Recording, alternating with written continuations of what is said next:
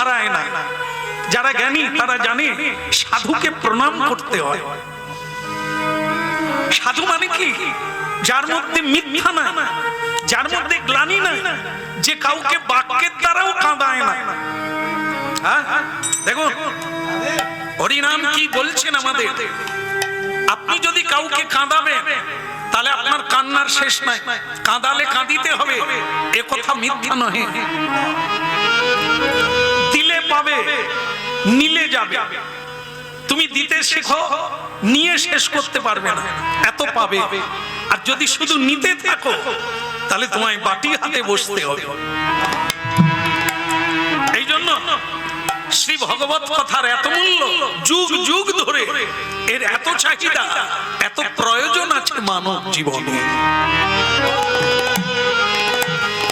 কিন্তু আমার প্রশ্ন হলো, এত সুন্দর জায়গায় আমার গায়ে পানির বীজ ফেললো কে? আমার ওড়না মানে উত্তরীয় লাল হয়ে গেছে, কে করলো এটা? আরে বেরিয়ে আয়, বেরিয়ে আয়, আমি তোকে চোখে দেখি, তুই কে? সাধুকে প্রণাম করলে পৃথিবীর কল্যাণ, যে প্রণাম করে তার কল্যাণ। কারণ সাধুর সঙ্গে ভগবান থাকে, তার আশীর্বাদে জীবন জয় জয়কার হয়ে যায়। আর সাধু যদি অভিশাপ দান করে জীবন পুড়ে ছাই হয়ে যায়। এই পৃথিবীতে প্রণামের নিয়ম কেন? ছেলেরা মা বাবাকে প্রণাম করবে, করবে, যদি না করে পিছিয়ে পড়তে হবে। মা বাবা যদি কারো মাথায় হাত দিয়ে বলে যা তোর জয় হবে, আপনারা সম্পত্তি লাগবে না বাবার দেওয়া, ভাই ভাই ঝগড়া করতে হবে না, ভাগবত পড়বে। এক ভাই সম্পত্তি নিল, আর এক ভাই বাবাকে শ্রদ্ধা করলো, বাবার আশীর্বাদে সে যা পেল সে ভাই তা পেল। এই পৃথিবীর সম্পদের চাইতে সবচাইতে বড় সম্পদ হচ্ছে দৈব সম্পদ। সত্য পথে চলো, প্রেমের পথে চলো, ভালোবেসে চলো, দিতে শেখো, তুমি আশীর্বাদ পাবে। আর তখন তোমার উপরে দৈব শক্তি আসবে, অসম্ভবকে সম্ভব করতে পারবে। আর আজকে দুনিয়ার দিকে তাকিয়ে দেখুন, নিজের পেট নিজে চালাতে পারে না, বিষ খেয়ে মরছে, গলায় দড়ি দিয়ে মরছে, ঘর ছেড়ে পালিয়ে যায়। কেন রে? এত দুর্লভ মানব জীবন, আনন্দের জীবন, মরতে হবে কেন, পালাতে হবে কেন? তার মানে তুমি কৌশল জানো না। এই যে যাকে শ্রদ্ধা করলে, যার সেবা করলে পাওয়া যায়, তার গায়ে থুতু দিল। এই জন্য ভগবান বলেছেন আমার পুজো না করো যায় আসে না, কিন্তু সাধুর পুজো করতে ছেড়ো না। যাগ বলো, যজ্ঞ বলো, হরিনাম বলো, তপস্যা বলো, এর মূলে হচ্ছে সেবা, ভগবত সেবা। ভগবান অচল হয়ে বসে আছেন মন্দিরে, কিন্তু সচল বিগ্রহ হচ্ছে এই সাধু সন্ত, ঘরে ঘরে ছুটে বেড়াচ্ছে, সবাইকে হরি বল বলাচ্ছে, উলুধ্বনি হরিধ্বনিতে ভরিয়ে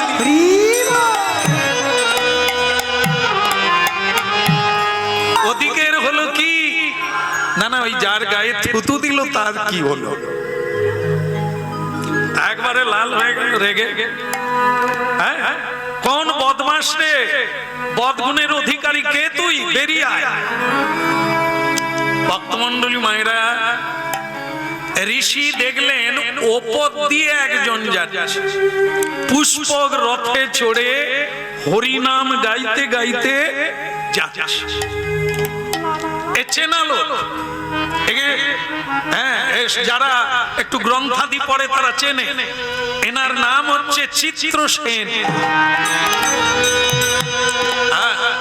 গন্ধর্ব বংশে জন্ম, হরিগুণ গান গাওয়াই তাদের জীবনের সার, ভগবানকে প্রসন্ন করে সেবা দেয়। কিন্তু আজকে রথের উপর দিয়ে যেতে যেতে থুতু ফেলে দিল যমুনার জলে, আর সেটা গিয়ে পড়লো ঋষির গায়ে। দেখুন, এটা কিন্তু জেনে নয়, দুটো রকমের অপরাধ আছে, জানে, জেনে, না জেনে। আমরা আমরা দু রকমের অপরাধ, দু রকমের পুণ্য সর্জন করি। সেটা হচ্ছে জানতে, অজান্তে, প্রত্যক্ষে এবং অপ্রত্যক্ষে। এই দেখুন কি অপরাধ, একই অপরাধ, জেনে না জেনে দুই এক। জানে না, যিনি পানের পিচটা ফেলেছেন তিনি জানেন না যে এখানে ঋষি আছে, কিন্তু তার ভুল হলো একটা, সেটা কি, যেখানে সেখানে থুতু ফেলতেন, যেখানে সেখানে মলমূত্র ত্যাগ করতেন, তাহলে পৃথিবী অপবিত্র হয়ে যায়। জায়গায় জায়গায় করতে হবে, সবকিছুর একটা জায়গা আছে। উপাসনারও যেমন জায়গা আছে, ভজন, ভোজন, শয়ন সবেরই একটা জায়গা আছে। শুধু জায়গা নয়, সময় আছে। কোন সময়ে বিদ্যা অর্জন করবে, কোন সময়ে অর্থ উপার্জন করবে, কোন সময়ে ধর্ম উপার্জন করবে, একটা টাইমিং আছে। অসময়ে করলে হবে না, সবকিছু সময় আছে। তা ঠিক সেরকম পান তুমি খেতে পারবে, এ তোমার অধিকার আছে, কিন্তু পানের পিচ সাধুর গায়ে ফেলবে এ অধিকার নাই। তাই এই ঋষির নাম হচ্ছে গালব ঋষি। ভগবানের ভজন করে এক মহাশক্তির অধিকার আপনারাও হতে পারবেন। নারী হন কি পুরুষ হন, কাপুরুষ হলে হবে না। আর শুধু নারীতে নারীতে জড়িয়ে গেলে নারী হয় না। ছেলে মেয়ের জন্ম দিলেই কেবল নারী হয় না, মা হতে গেলে তাকে বিশ্বজোড়া জ্ঞানের অধিকারী হতে হবে, তবে তিনি মা। না হলে আপনি একটা ছেলে একটা মেয়ের জন্ম দিলেন, আপনাদের একটু বলি মিলিয়ে নেন, যে ছেলেটার জন্ম দিলেন সে একটি মাতাল, একটি জোচ্চোর, ঠগবাজি, লোক ঠকায়, উৎপাত করে, সমাজকে ধ্বংস করে। এই তো আপনি জন্ম দিলেন একটা ছেলে। একটা মেয়ে যে সংসারেই যায় সে সংসারে আগুন লাগিয়ে দেয়, সংসার ভেঙে খান খান টুকরো টুকরো করে দেয়। আপনি এমন চরিত্রবান যে আপনার কাছে এই ফল ধরেছে, সমাজ নষ্ট হয়ে গেল। আপনি কিরকম মা? আপনাকে রাক্ষসী বলা যায়, পেতনি বলা যায়, পত্নী বলা যাবে। কেন? দেখে নেতাজি সুভাষচন্দ্র তিনিও মায়ের গর্ভে এসেছে। মা এমন একটি ছেলেকে জন্ম দিয়েছেন সারা পৃথিবী তার জয়গান করে। মহাত্মা গান্ধী, বিদ্যাসাগর, ঈশ্বরচন্দ্র, রবীন্দ্রনাথ, নজরুল ইসলাম এরাও মায়ের গর্ভে এসেছে। এরা এমন একটি ছেলের জন্ম দিয়ে গেছে, ভারত তাদের জন্য গর্বিত অনুভব। তাহলে এই জন্য একটু শুধু ভাববেন, আজকেই বদলে ফেলবেন তা না, আগে ভাবতে হবে তারপরে করবেন। এই জন্য তাদের মার কথাও আজও পৃথিবীতে কীর্তন হচ্ছে, তাদের কথা তো হচ্ছেই, কিন্তু আপনারা আমরা যে সন্তানের জন্ম দিলাম, কেন কেউ তার বাবা মাকে খুঁজে প্রণাম করে না? আমরা মরে যাওয়ার পরে কেন তেমাথার মোড়ে আমাদের টাচু হবে না? কারণ আমি শুধু স্বার্থপর, আমাকে ছাড়া আর কাউকে বুঝি না, তাই আমার কোনো উন্নতি হলো না। যারা নিজের জীবনকে বিপন্ন করে উৎসর্গ করে পৃথিবীর কল্যাণ চেয়েছে, তারাই দেবতার মতো পূজা পাঠ সে সকলের হৃদয়ে।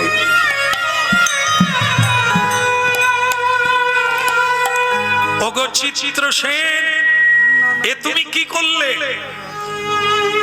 আমি নিরপরাধ একজন সাধু, ভগবানের উপাসনা করছি বৃন্দাবনে যমুনার জলে নেবে, আর তুমি পান খেয়ে আমার গায়ে ফেলে দিলে। অভিশাপ, অভিশাপ মানে দণ্ড, অপরাধ করলে তার দণ্ড। তাই ভারতীয় সংশোধনাগার, ভারতীয় সংবিধান সবাইকে মানতে হবে। যে মানবে না তাকে এই সংশোধনাগারে যেতে হবে, জেলখানা। জেলখানায় লেখা আছে দেখবেন সংশোধনাগার। আপনার ভেতরে যে গোলমালটা আছে, যে ভুলটা আছে, এটা কারাগারে গেলে সংশোধন হবে। আপনার অনুশোচনা হবে যে আমি কাজটা মানুষ হয়ে ভালো করিনি। এটা কখন মনে হবে? যখন অন্ধকার কারাগারে বসে থাকবে।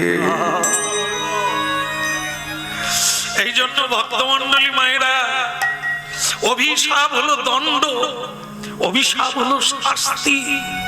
দিলে আমি বদল হতে পারি, আমি সংশোধন হতে পারি। অভিশাপ তারাই দিতে পারে যারা শুধু অভিশাপ দেয় না, যারা আশীর্বাদে জীবন কানায় কানায় ভরে দিতে পারে।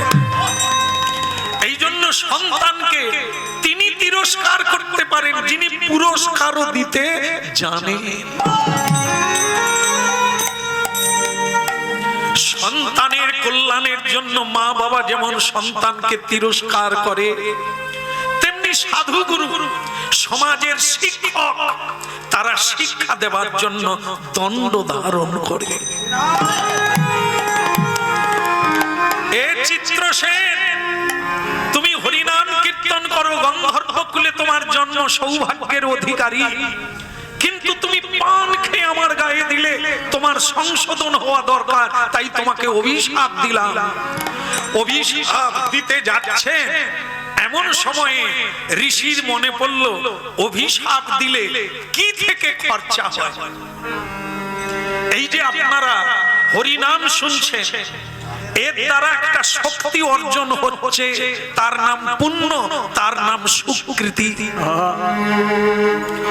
যে সময়টা আপনারা হরি চিন্তায় বসে আছেন, এর একটা মহা ফল আছে, কিন্তু এই ফলটা নষ্ট হয়ে যাবে। কখন নষ্ট হবে? যখন আপনি ক্রোধ করবেন। ক্রোধাগ্নি, ক্রোধকে অগ্নি বলা হয়েছে। এই জন্য হরিনাম শুনুন আর বুঝে নেন, আমাদের শরীরের মধ্যে তিনটে জিনিস আছে যা আমাকে শেষ করে দিবে। সে তিনটে জিনিসের নাম হলো, প্রথম হলো কাম, দ্বিতীয় হলো ক্রোধ, আর 3 নম্বর হলো লোভ। আজ পৃথিবীতে মানুষ এত হীন কেন, দুর্বল কেন, মাথা নিচু কেন? এই তিনটার জন্য। হয় তার ভেতরে লোভ আছে, না হয় তার ক্রোধ আছে, না হয় তার মধ্যে কাম আছে। কাম যখন আসে ছাগলের মতো, মাও চেনে না, বোনও চেনে না। এমন এক মহাশক্তি আমাদের শরীরে বাস করছে। এর ব্যবহার জানি না, তাই আমি ছাগলের মতো হয়ে গেলাম।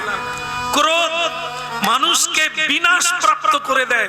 হাসপাতালে গিয়ে খোঁজ নেন, কত মানুষ শুয়ে আছে মাথা ফাটিয়ে, ভাই ভাই যুদ্ধ করে, রাজনীতিতে যুদ্ধ করে, প্রতিবেশীর সঙ্গে যুদ্ধ করে হাসপাতালে শুয়ে আছে বেশিরভাগ সংখ্যা। একে গীতায় কি বলছে? ক্রোধের উৎপত্তি হয় কামনা বাধা প্রাপ্ত হলে, ক্রোধ উৎপত্তি হলে স্মৃতি ভ্রষ্ট হয়ে যায়, স্মৃতি ভ্রষ্ট হলে বিনাশ প্রাপ্ত হয়ে যায়। আর লোভের কথা কি বলবো, সে তো আপনারা অভিজ্ঞ আছেন। লোভে পাপ, পাপেই মৃত্যু। চাই চাই করে আরো চেয়ে যাচ্ছি, আরো ছুটে যাচ্ছি, নিজের দিকে খেয়াল নাই আর কতটা বেলা আছে, কি করতে এসেছিলাম, কি কি করছি আমি। বলো না আমাদের ভুলিতে তাহারে, সুধা মাকা হরিনা। ওই বলো না আমাদের ভুলিতে তাহারে, সুধা মাকা হরিনা। বলো নয় আমারে ভুলিতে তাহারে, সুধা মাখা হরিনা। বলো নাই আমাদের ভুলিতে তাহারে, সুধা মাখা হরিনা। বলো না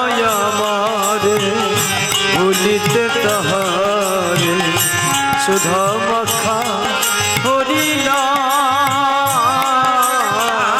নামি মোর ধ্যান নামি মোর জ্ঞান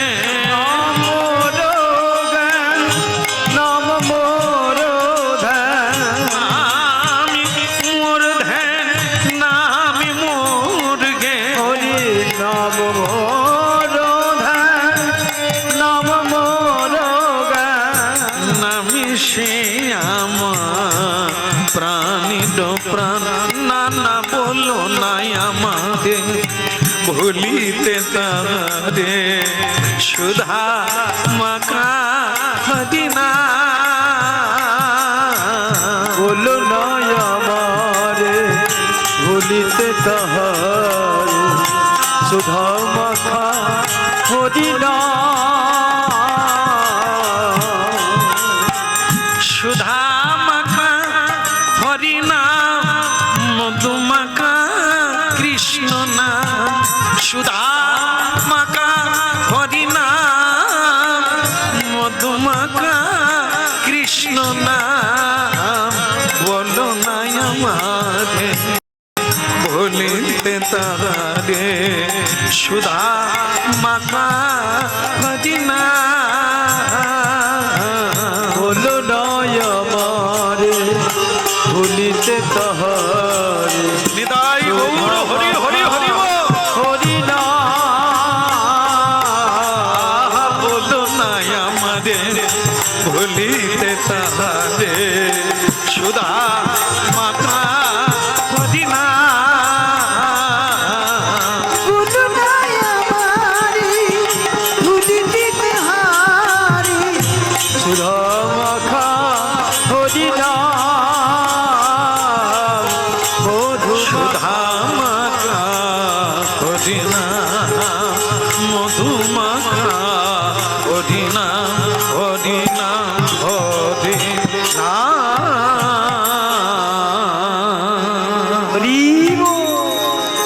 না অভিশাপ দেওয়া হলো না। যেটা আপনারা অনেকেই বলেন আইন কখনো হাতে নিও না, যদি অপরাধ করে তাহলে প্রশাসনের হাতে তুলে দাও, এ দায়িত্ব তাদের। এ ঋষি অভিশাপ দিতে গিয়ে অভিশাপ দিলেন না। কেন দিলেন না? বলে আমি দেবার কে, দণ্ড দেবার মালিক তো তিনি, আমরা কেবল কর্ম করে যাব। এই দণ্ড অদণ্ড সুখ দুঃখ তো তিনি দেবে, বিচার তিনি করবে। আমরা কেন নিন্দা করতে যাব, কেন তার সমালোচনা করে সময় নষ্ট করব? যা করার তিনি করবে। তাহলে কি করা যাবে? এই এই এই যে নালিশটা আমি বরং ভগবান কৃষ্ণকেই জানিয়ে দেব। উনিও কৃষ্ণ ভক্ত, আমিও কৃষ্ণ ভক্ত, তাহলে আমি ওনাকে জানাবো কেন? আমি ওনাকে অভিশাপ দেব কেন? কেন আমার সুকৃতি নষ্ট করব? তার চাইতে আমি ভগবানকে জানাবো। যেমন ভক্তমন্ডলী মায়েরা, আমার মায়েরা যারা আছেন, প্রণাম আপনাদের চরণে। অনেক সময় দেখা যায় বাড়িতে ঝগড়া হয়, আপনাদের এখানে হয়নি বোধ হয়, হয়নি না? ভালো জায়গায় আমি প্রণাম দিয়ে যাই, আবার প্রার্থনা করবো আবার যেন আসি, এখানে কারো ঝগড়া হয় না, এটা ভালো লাগলো। তবে আমাদের ওখানে হয়। ঝগড়া হলে একটা জিনিস হয় কি জানেন তো, যে ঝগড়া করতে পারে সে কোমর বেঁধে করে, সে থামে না, গলা ধরে গেলেও ছাড়ে না। কিন্তু কেউ কেউ আছে দেখবেন দু চার কথা বলার পরে আর পারে না, মানে আর বলতে পারে না। সে তখন কি করে, বল কত বলবি বল, উপরে ভগবান আছে তোর বিচার, মানে সে আর পাচ্ছে না। আর যারা পারে তারা তো ছাড়ে না, গলা ধরে গেলেও ছাড়ে না। কেমন? তো যাই হোক, এখন এইরকম একটি ছেলে যুবক নতুন বিয়ে করেছে, নতুন বিয়ে, পুরনো বিয়ে নয়, এই বিয়ে করলো। তা বিয়ে করে তার স্ত্রীকে বলছে, খালি উল্টো দিকে তাকা, আমার মা ভালো শিক্ষা দেয়, রান্না করো, আমি এখনই মনের মাথা থেকে আসি। ওই নতুন বউ রান্না করছে, কিন্তু রান্না করলে কি হবে? স্বামী দেবতা যে কি এখনো তো জানেনি। ওই যে মোড়ের মাথায় যায়, তার মোড় যে কোন দিকে ঘুরবে তার তো ঠিক নেই। গেছে এক মোড়ে, আসার সময় কোন মোড় থাকবে এ তো বিধাতাও জানে না, তাই মেয়েটাও জানে না। রান্না করে স্বামী আর আসে না। তো সে মেয়েটা তো নূতন, অল্প বয়সের মেয়ে, তার ঘুম এসে গেছে। সে ঘরের দরজা না বন্ধ করে রান্নাঘরেই খাবার ঢেকে দিয়ে ঘুমিয়ে পড়েছে। আসে তো আসে, দুটো চোর ঢুকেছে সেই তালা।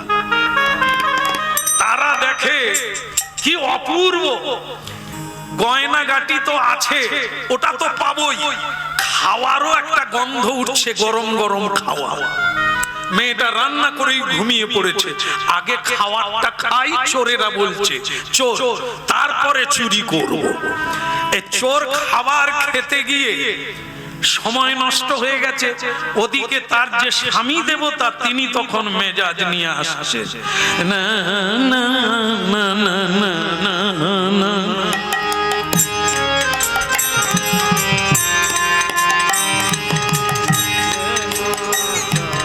আপনাদের এদিকে বোধহয় এই দারু পান করে এরকম লোক নাই? নাই বলছেন না আছে বললেন? ও অল্প আছে, সব জায়গায় থাকবে, কিছু না কিছু থাকবে। তো সেটা নে মা তারা তুলে নে মা, নে মা তারা তুলে নে মা, এ সংসার আর ভালো লাগে না, নে মা তারা তুলে নে মা, তোর সঙ্গে থাকবো, সুরা খাবো, এই বাসনা মনে মোড, নে মা তারা তুলে নে মা, নে মা তারা তুলে নে মা, আহা নে মা তারা তুলে নে মা, এ সংসার আর ভালো লাগে না।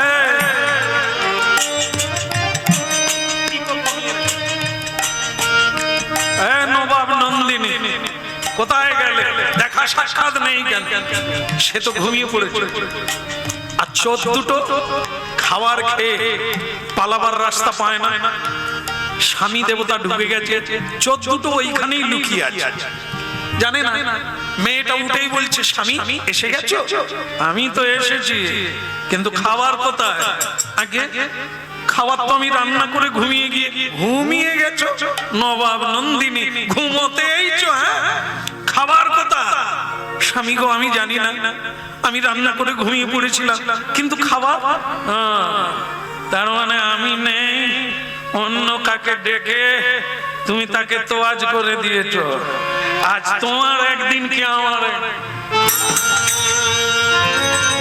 আপনারা জানেন মাতালেরা কথা কম বলে, কাজ বেশি করে।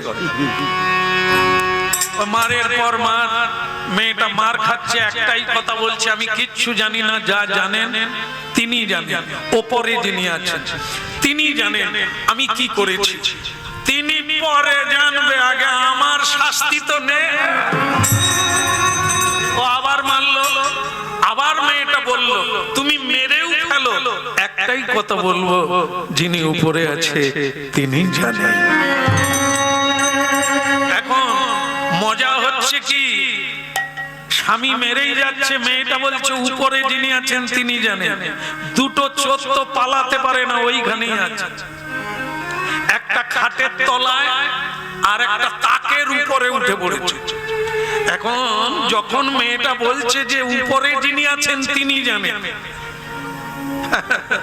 ওই তাকের উপরে যে চোর আছে সে খালি বলে, মেয়েটা খালি আমার নাম বলে গেল, না আমি কি একা খেয়েছি, খাটের নিচে যে আছে সে কি খায়নি? আর একবার যদি মেয়েটা বলে উপরে আছে, আমি বলবো নিচে যে আছে সেও খেয়ে গেছে। আপনারা বলুন তো, মেয়েটা কি চোরকে দেখে বলছে যে উপরে যিনি আছেন তিনি বিচার করবেন? না, কুমারী বেলা থেকে যার মা ভালো তার ছা ভালো, যার মা তাকে শিখিয়েছে যেটা জানিস না সেটা কারো ঘাড়ে চাপাবি না। তর্ক করবি না, মীমাংসা নিবি। তর্ক করতে নেই, তর্কে কোনোদিন শান্তি হয় না, যুদ্ধে কোনোদিন শান্তি হয় না, মীমাংসায় শান্তি। মেনে নিবি, না হলে সময়ের অপেক্ষা করবি, তিনি বিচার দেবে। সেই সংস্কারে মেয়েটা বলছে আমি কিচ্ছু জানি না, যা জানেন তিনি জানেন। আর সামলাতে পারে না, তাকের উপরে যে চোর আছে সে আর ধৈর্য রাখতে পারে না, সে বলেই ফেলেছে হ্যাঁ আমি একা খেয়েছি, তা খাটের তলায় যে আছে সে খায়নি। মাতাল স্বামী বলে এরা কারা? বেরো তো, তুই না, তোর ব্যবস্থা নিচ্ছি না না না। এখন এবার ভাবো, মেয়েটা বলছিল উপরে ঈশ্বরের উদ্দেশ্যে বলছে, তিনি জানেন যেটা আমরা কেউ জানি না, তিনি জানেন। কিন্তু তিনি দেখলেন আমার নাম করবে অথচ মার খাবে কেন, সত্যটা তিনি ধরিয়ে দেবেন। এইবার ওই দুটো চোরের মারের অভাব হলো না, মার খেয়ে খেয়ে একবারে দমা উঠে গেল। ভক্তমণ্ডলী মায়েরা, আমরা এই জায়গাটা নেব, সেটা কি? মানুষ দিলে কুলোয় না, তিনি দিলে, ভগবান দিলে পুরোয়। আমরা কাউকে গালাগালি করতে পারি, আমরা কাউকে দণ্ড দিতে পারি, ততটা দিতে পারবো না যতটা তিনি দিলে দেবে। এই জন্য তার অপেক্ষা করতে হয়, তার উপরে ছেড়ে দিতে হয়। বিচার হবেই হবে, এ জন্মে না হয় পর জন্মে হবে।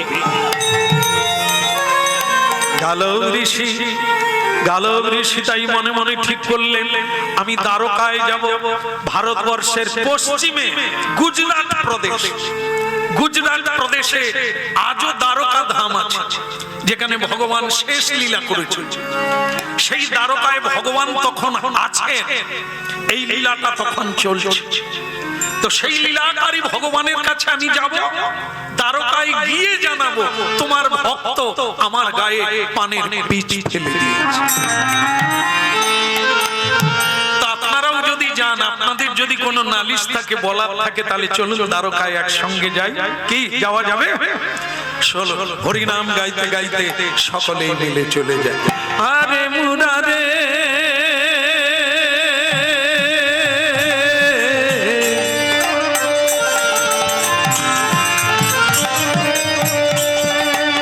হরিধ্বনি উলুধ্বনি,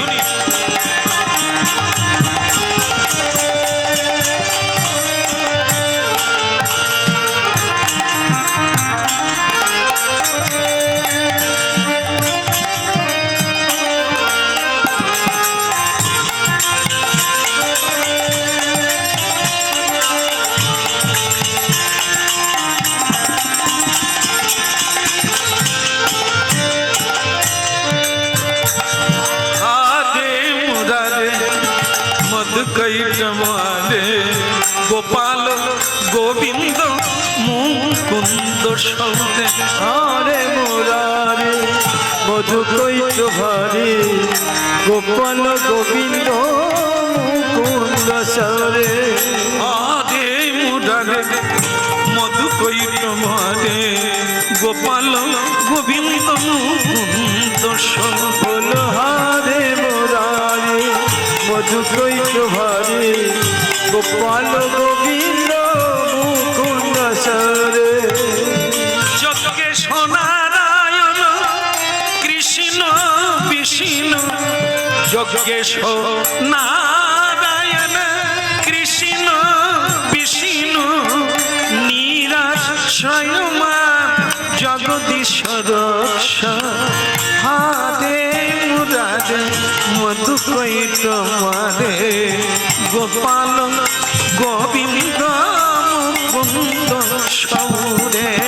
হরে মুরারে মধু কৈত ভারে, গোপাল গোবিন্দ মুকুন্দ সরে। গোপাল গোবিন্দ মুকুন্দ সৌরে, গোপাল গোবিন্দ মুকুন্দ সরে।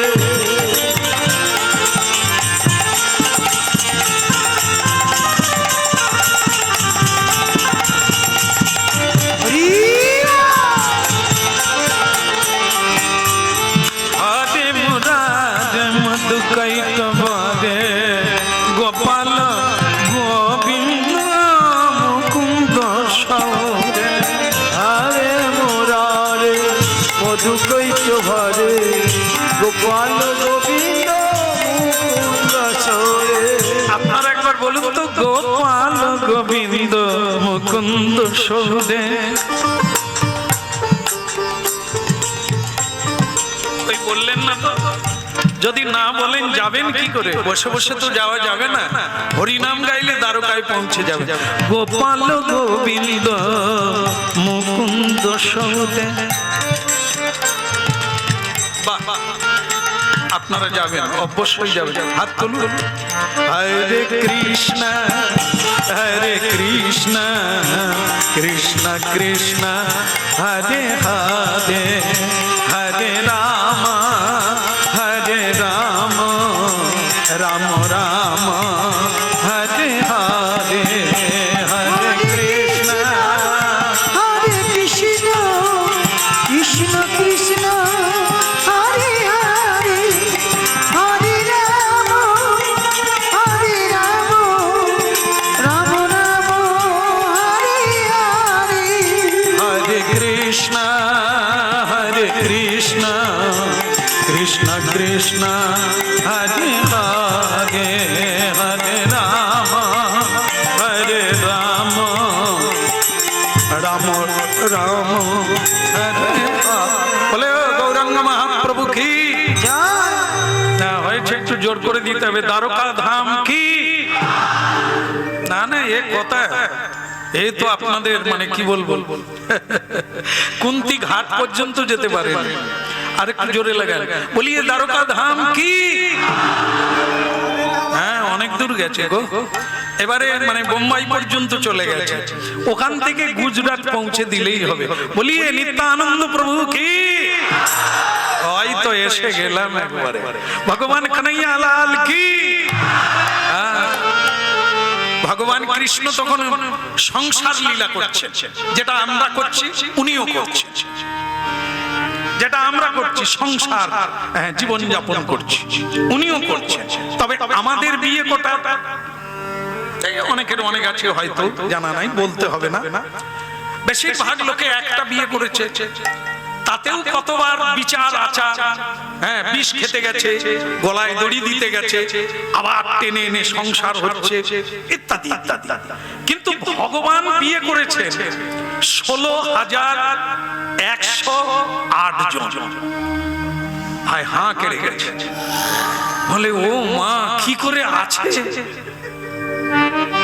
বলে দিন রাত্রি নিশ্চয়ই ঝগড়া চলছে না, শুধু প্রেম প্রেম। বিয়ে করে কেন, সংসার করে কেন? আনন্দের জন্য। সংসার করে যদি কাঁদতে হবে, কষ্ট পাবে, তাহলে সংসার করলে কেন? সংসারে বড় মজার কুটি, খাই দাই আর মজা লুটি।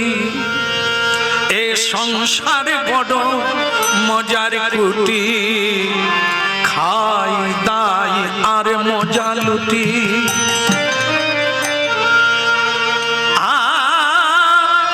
জনক রাজা মহাতেজা, তার কিসে ছিল ত্রুটি। এদিক ওদিক দুদিক রেখে খেয়েছিল দুধের বাটি। দেখো শুরুতে বলা হয়েছিল আনন্দ নেওয়ার কৌশল জানতে হবে। এখানে অমৃত আছে, বিষও আছে। বিষ নিয়ে যদি খাই যন্ত্রণায় ছটফট করতে হবে, অমৃত যদি খান আপনি অমর বেনে যাবেন। দেবতারা যেমন সুখে আছে, আপনিও থাকবেন। এই সেই জায়গা। সংসারে বড় মজার কুটি, দেখুন কি বলছে, খাই দাই আর মজা লুটি। জনক রাজা মহাতেজা, তার কিসে ছিল ত্রুটি। এদিক ওদিক দুদিক রেখে খেয়েছিল দুধের বাটি। সংসারে বড় মজার কুটি। জানতে হবে। আপনাদের বলি, আশ্বিন মাসে দুর্গাপুজো দেখতে যান, প্রতিমা দেখতে যান, একবার ভেবে দেখুন তো মা দুর্গা দেবী কার উপরে দাঁড়িয়ে আছে? সিংহের উপরে। তাহলে ভোলানাথের সংসারে সিংহ আছে। আবার ভোলানাথের বাহন বৃষ মানে গরু। তাহলে সিংহ আর গরু এক বাড়িতে বাস করছে, কিন্তু কোনো সংঘাত নেই, কেউ কাউকে খায় না, কামড়ায় না, গর্জন করে না, প্রেম। গরু আর সিংহ, যে সিংহ গরুকে দেখলে তাকে খাদ্য রূপে গ্রহণ করে, কিন্তু এই হচ্ছে সংসার, শিখতে হবে, জানতে হবে, ওরাও বশীভূত হয়ে যাবে। হিংসা থাকবে না। হিংসা যদি থাকে, বাঘ কেন মানুষ মানুষকেও কামড়ায়, এই হিংসা। কুকুর কামড়ালে ঔষধ বেরিয়েছে, কিন্তু মানুষ কামড়ানো ঔষধ। বলো রাধা রানী কি? এই জন্য ভাববেন, পেটে যদি হিংসে থাকে আপনি কাউকে সহ্য করতে পারবেন না, শুধু তার পিছনে কামড় দেবেন। ভোলানাথের সংসারে গণেশজির বাহন হচ্ছে কে? ছাগল। গণেশের বাহন, আচ্ছা ভুল হয়ে গেছে, ভাগ্যিস আপনারা ছিলেন। নালে আমি ছাগল যখন বলছি তখন দু একজন আবার ঘান নাড়ছে, তারা ঠিক মন দিয়ে শোনে না, তারা ভাবছে কখন যে ছাড়বে, বাড়ি যাব, কি ঠান্ডা বাতাসে ঘুমাবো, এই তো হয়ে গেল, এই তো শেষ হয়ে গেল। বলো রাধা মাধব কি? ইঁদুরের হলো কি? মা দুর্গার হাতে সাপ আছে, আর মা লক্ষ্মী দেবীর বাহনকে কি চা? দার্জিলিং চা, পেঁচা। পেঁচা না? তাহলে মা লক্ষ্মীর বাহন পেঁচা, গণেশের বাহন ইঁদুর। পেঁচা যদি ইঁদুর দেখে, ইঁদুরের কি হবে? কোন গোলমাল নাই, এক সংসারে আছে, ইঁদুরও আছে, পেঁচাও আছে। কার্তিকের বাহন ময়ূর, আর মানে কি বলবো, আমার ভোলানাথের গায়ে কি আছে? সাপ। ভোলানাথের গায়ে সাপ, মায়ের হাতে সাপ। বলুন তো, পেঁচা যদি সাপ দেখে, ময়ূর যদি সাপ দেখে, সে ছাড়বে? কিন্তু কোনো গোলমাল নাই।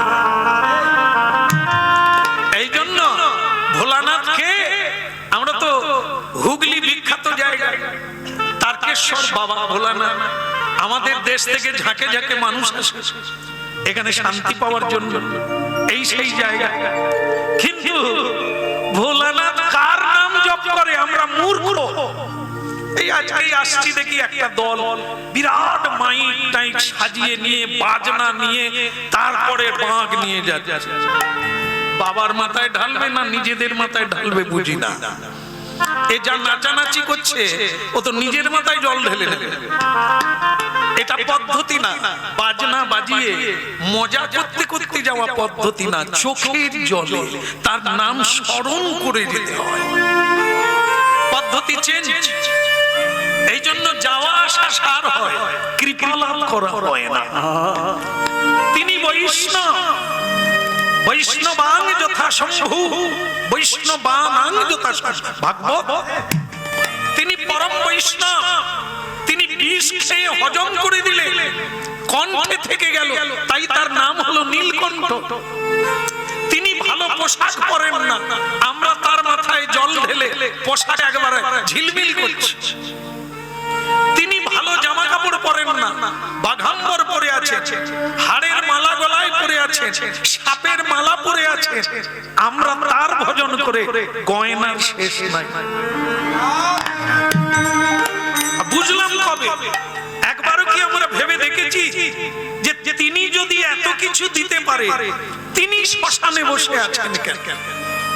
প্রশ্ন জাগলে তো হবে, তাহলে তো আমাদের ভজন বদলে যেত, জীবন বদলে যেত। তাকে জল ঢেলে আমরা কি চাইছি, আর তিনি সেগুলো ব্যবহার করেননি কেন? একবার নারদজি মা পার্বতীকে লাগিয়ে দিয়েছিল, মানে একটু কন্দল লাগিয়েছে। তখন বাবা ভোলানাথ শ্মশানে আছেন, ভজন করছেন। মায়ের কাছে নারদজি গিয়ে বলছে, মা সংসার কিরকম চলছে, ভালো টালো প্রেম টেম চলছে তো, সবকিছু বজায় আছে তো? মা পার্বতী বললেন, যে সংসারে ভোলানাথের মতো নাদ আছে সেখানে শান্তি থাকবে না বাবা। কিন্তু নারদ এসেছেন একটু গন্ডগোল লাগাবার। তো সে তখন বলছে, মা আপনি খুব সরল না, কোনদিন দেখেছে বাবার গলায় যে ওই মুন্ডুমালা, আপনি কোনদিন জিজ্ঞাসা করেছেন না বাবা নিজের থেকে কোনদিন বলেছে ওই মুন্ডুগুলো কার? মা পার্বতী কিন্তু চিন্তায় পড়ে গেল, তাই তো, এটা তো কোনোদিন ভাবি না, জিজ্ঞাসাও করি না। আর আমি নাই বা জিজ্ঞাসা করলাম, স্বামীর কি উচিত নয় বলা? নারদ তুমি ঠিকই বলেছো, কিছু গোপন আছে, উনি বলেন না।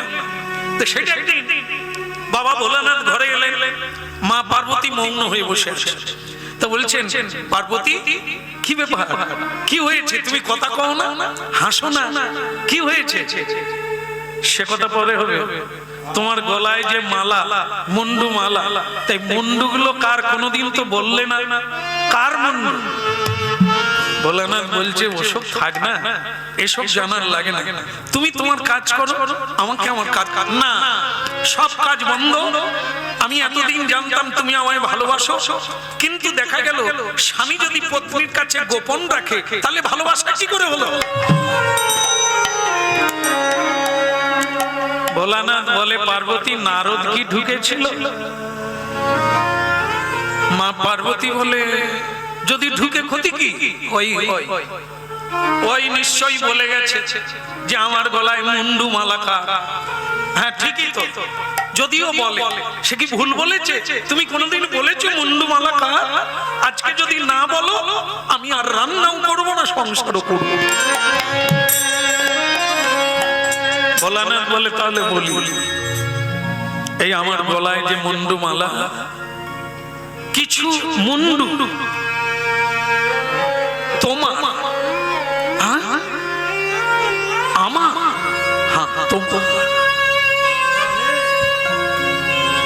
তুমি যতবার আমাকে পাওয়ার জন্য তপস্যা করেছ, তুমি যখন মরে যাও আমি তোমার মুন্ডুটাকে আমার মালায় রেখে দিই। আর কিছু মুন্ডু কৃষ্ণ ভক্তদের, তারা মরে গেলে আমি তাদের মাথাটা এনে মালা করে গলায় পরি। তারা যেভাবে সাধনা করলো, কৃষ্ণ নাম করলো, আমি যেন তেমন ভাবে পারি, আমি যেন কৃষ্ণ নাম।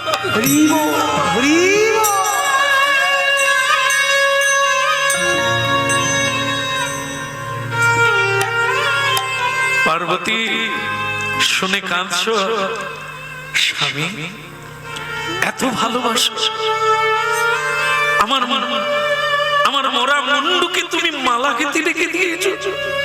পার্বতী তোমার বলে নয়, তুমি যে তপস্যা করেছিলে, আমি শুধু প্রার্থনা করি যেন আমি ওইভাবে তপস্যা করতে পারি।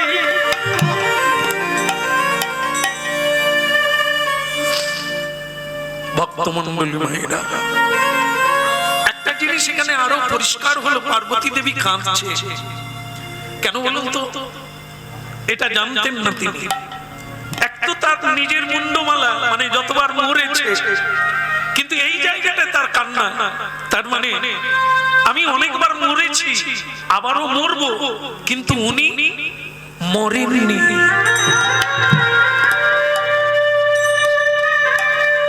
উনি মৃত্যু বিনাশী, উনি মৃত্যুঞ্জয়, আর আমি মরণশীল জীব, বারবার জন্ম নিয়েছি, তপস্যা নাই বলে, আর ওনার তপস্যা আছে বলে উনি মৃত্যুকে জয় করে নিয়েছেন। দেখো, বাবা তারকেশ্বর চরণে প্রণাম থাকলো আমার প্রিয় ভগবান। দেখো তিনি কেন তপস্যা তপস্যা করছে, কার নাম কীর্তন করছে আমরা একদমই ভাবি না।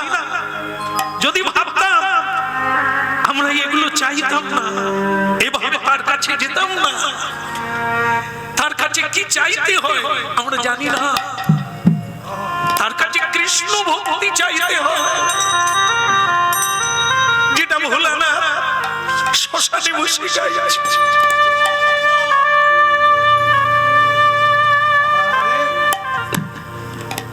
বোঝার চেষ্টা করুন, 16,108 জন পত্নী, কোনদিন ঝগড়া নেই, দ্বন্দ্ব নেই, শুধু প্রেম, অনির্বাণ প্রেম।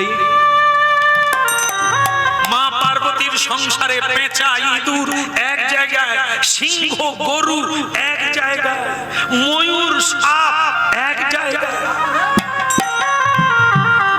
কোনো দ্বন্দ্ব নাই। কিন্তু আমাদের মধ্যে দ্বন্দ্ব হয় কেন? আমাদের হিংসা আছে, মিথ্যা আছে, আর দেহাভিমান আছে, তাই এত দ্বন্দ্ব রয়েছে। স্বয়ং ভগবান নিজেই সাধু চরণ ধৌত করলেন। হে মহাভাগ্যবান, যার গৃহে সাধুগুরু বৈষ্ণব আসে, চরণ ধৌত হয়, জানবেন ওর মতো পবিত্র জায়গা নাই। যার বাড়িতে এখনো গুরু বৈষ্ণব এলো না, ও শ্মশান থেকে গেল, ও আর জায়গা তৈরি হলো না। এই জন্য অনেক ভাগ্যের ফলে গৃহে বৈষ্ণব আসিয়া মেলে। আজ আমার কি সৌভাগ্য, স্বয়ং ভগবান গৃহস্থ হয়ে, লোক শিক্ষক হয়ে আপনি আচরি ধর্ম জীবের শিক্ষা। আমি যদি না করি কেউ করবে না। এই যে খোকা, ভালো একটু প্রণাম করো।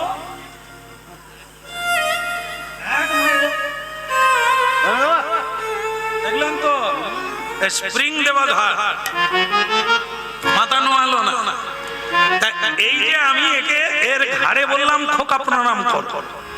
আমি যদি নিজে প্রণাম করতাম তাহলে খোকাকে আর বলার লাগতো না, খোকা এমনিতেই প্রণাম করতো। হ্যাঁ, আমরা করি না, আমরা বললে ভুল হবে, আমি করি না, আর লোককে শিখাই।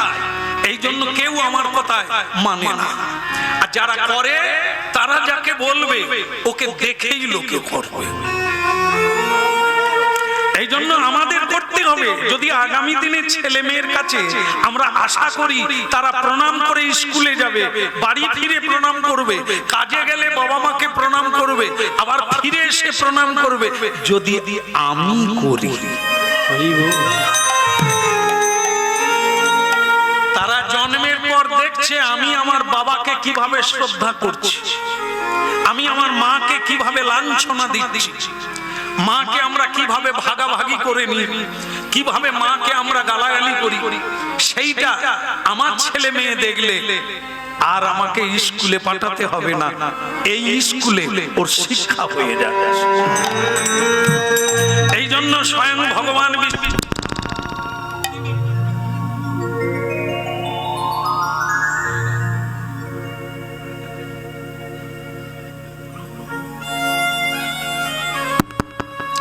জয় নিতাই।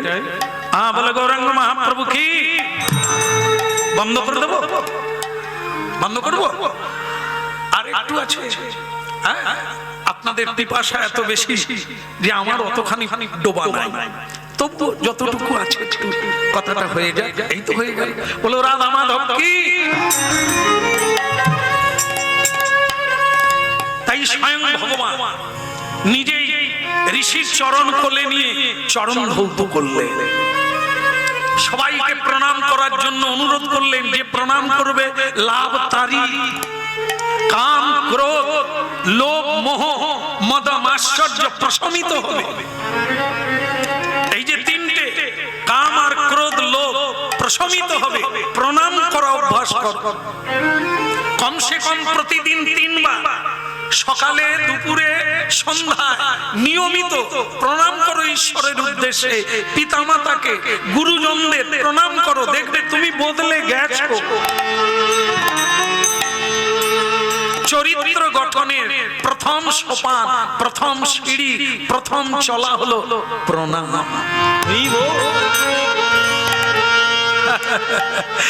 এখন আপনারা বলুন তো ঋষি কেন দ্বারকায় গেছেন? দেখি কার মনে আছে?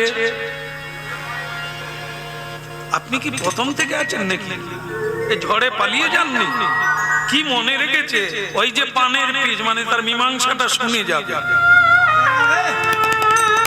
এই তো একদম ঠিক। কৃষ্ণ বড় চালাক, চতুরের শিরোমণি। আমরা যত চালাক, আমরা কি কম চালাক? আমাদের গুরু হচ্ছে কৃষ্ণ, বুদ্ধির শিরোমণি। তিনি জানেন ইনি কেন এসেছে। ভগবান জানেন যে চিত্রসেনও আমার ভক্ত, এই গালব ঋষিও আমার ভক্ত। অজান্তে পানের পিচ ফেলে দিয়েছে, সেইটার জন্য বৃন্দাবন থেকে, উত্তর প্রদেশ থেকে গুজরাট প্রদেশে পায়ে হেঁটে গেছে। তা ভগবান চতুরের শিরোমণি, তিনি চিন্তা করলেন কি সেবা দিয়ে কথা বলে যদি ওটা ভুলিয়ে দিতে পারি, তাহলে আর দণ্ডও দিতে হবে না, বিচারও করতে হবে না। পরে আমি দেখা হলে চিত্রসেনকে বলে দেব এরকম আর দ্বিতীয়বার করো না।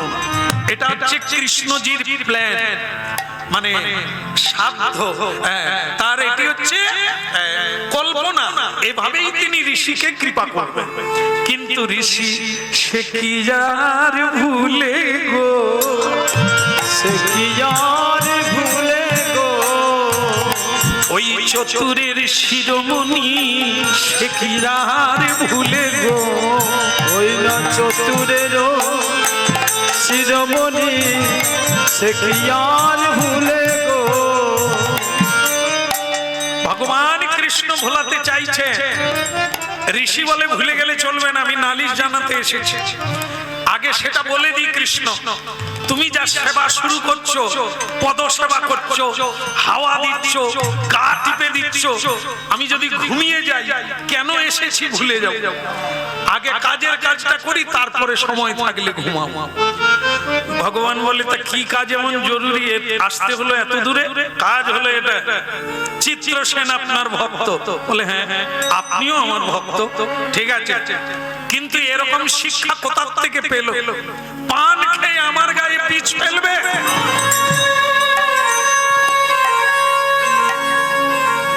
ভগবান একথা শোনার পর এমন অভিনয় করলেন যেন তিনি কিছু জানেন না। পিচ থুতু খেয়ে আপনার গায়ে? ছি ছি ছি ছি ছি ছি ছি ছি, এটা চিত্রসেনের উচিত হয় না। আপনার মতো সাধুর গায়ে গালব ঋষি বলে, তাহলে বোধহয় ওর আর মারের অভাব হবে।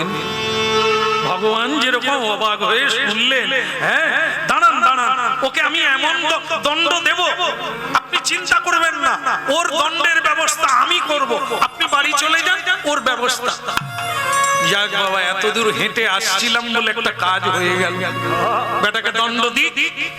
কিন্তু ঋষির যেন কোথায় একটা গোলমাল হলো।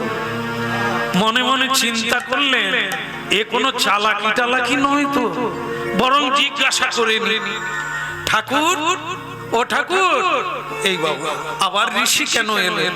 কিছু বলবেন? না না, ওই যে আপনি বললেন ওকে দণ্ড দেবেন। বলে হ্যাঁ দেব। তা কি দণ্ড দেবেন যদি শুনে যেতে পারতাম, লোককে বলতে পারতাম। ভগবান দেখলো এ তো আমার চালাকি কাজ করছে না, এ তো জিজ্ঞাসা করছে আমি কি দণ্ড দেব, এখন তো বলতেই হবে। তো তখন ভগবান আবার চালাকির আশ্রয় নিলেন। কি? আসলে জানে না তো ভগবানের চেয়ে ভক্ত বেশি চতুর। না হলে ভগবানকে উপর থেকে নিচে নামাতে পারে? ভগবানকে কানে ধরে উঠবুস করায় কারা? ভক্ত। এই জন্য ভগবান বলেছে আমার চেয়ে আমার ভক্ত বড়। কেন বলছেন? এই যে দেখুন মাথায় কি ঢুকেছে। কি প্রভু তাহলে দণ্ডটা কি দেবেন? বলে আপনি নিশ্চিত জেনে রাখুন ও মরবে।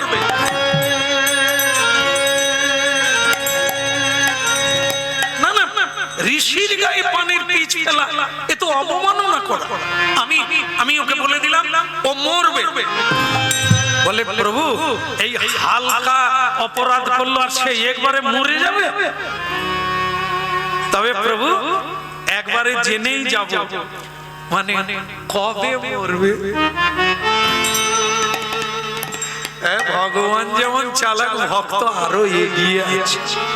ভগবান ওইটা বলেছিল কি ও মরবে, এর ভিতরে চালাকি ছিল। কি চালাকি বলুন তো? এখানে যারা হরিনাম শুনছেন কেউ হাত তুলে বলবেন কে মরবেন না? না, হাত তুলবেন যে মরবেন না, হাত তুলুন।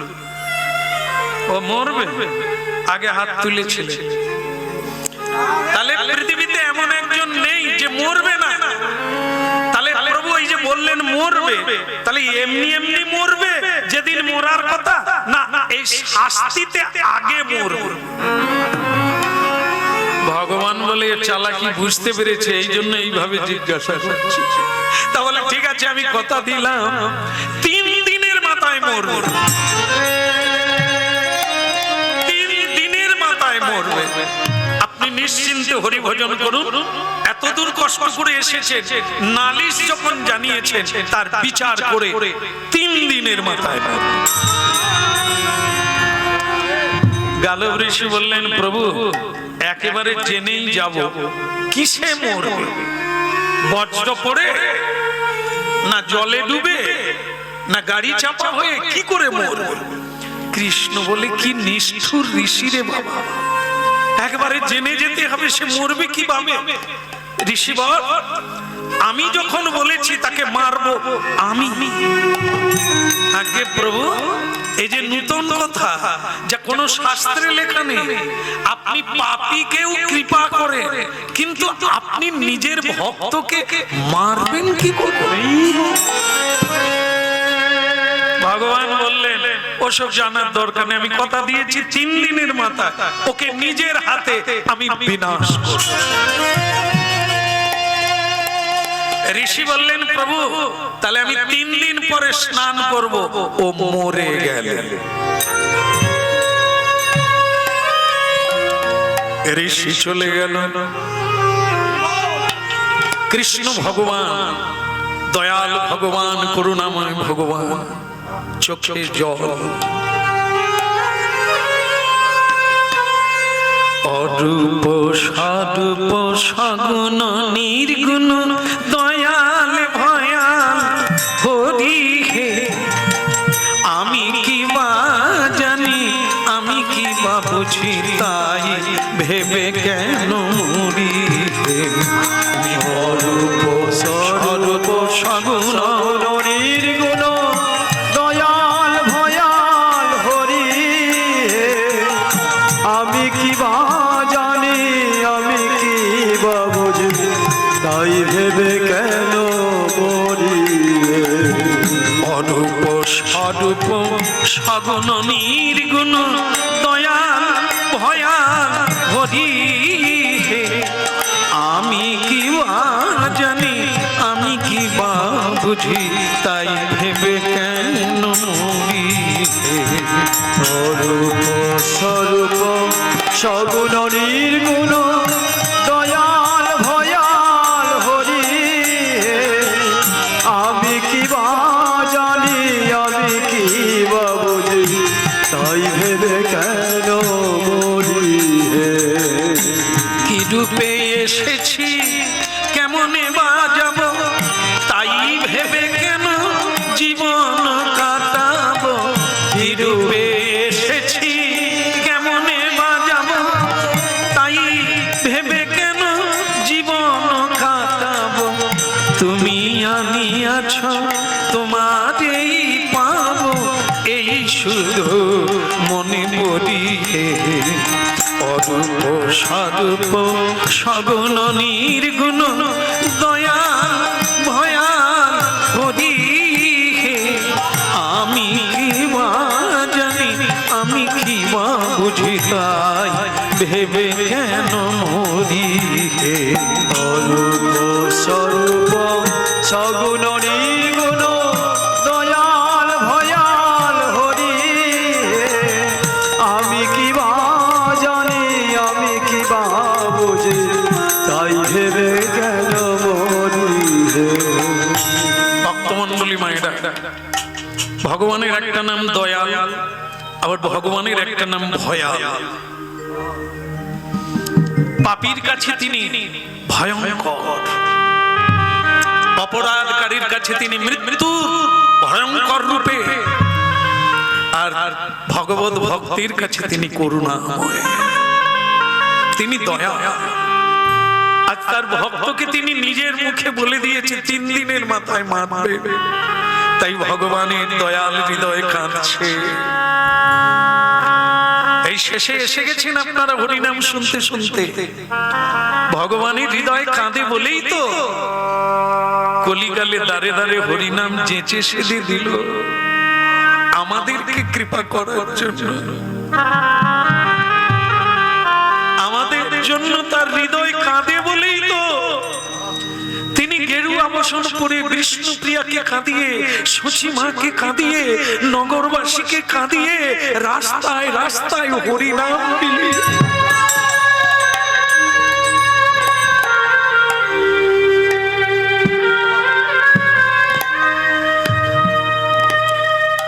কি করে মারবো? সে যখন হরিনাম গাইবে, সে যখন নাম জপ করবে, আমি তাকে মারবো কিভাবে? এমন বেলা নারদ ঋষি উপস্থিত হলো সেই জায়গায়, প্রণাম করেই বললেন, প্রভু আপনি কাঁদছেন, নিশ্চয়ই কোনো অঘটন ঘটবে, কারণ জলে কমল ফোটে, কিন্তু কমলে যদি জল ওঠে কমল কি আর থাকে? নৌকা জলে চলে, কিন্তু নৌকায় জল উঠলে বিপদ বাড়ে। মানুষ সংসারে আসে, সংসারে আসে, সংসারে থাকে, কিন্তু সংসার যদি কারো উপরে থাকে সে ডুবে মরবে।